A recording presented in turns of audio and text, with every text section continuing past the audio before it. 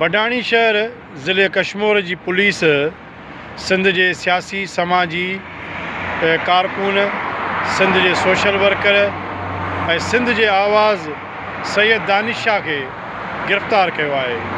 ख़बर ना है तो ज़िले कश्मीर की पुलिस सैयद दानिश शाह के छो गिरफ़्तार किया है। इन करे तो वो हक़ ऐं सच जो हामी है, मिसकिन माण्हुनि जे लाइ आवाज़ उथारे थो, बजाए जो लोफरनि के, पाथारीदारनि ऐं चोरनि खे डंडो ॾियण जे दानिश शाह के गिरफ़्तार किया है। ऐं सख़्त लफ़्ज़नि में मज़म्मत कयां थो।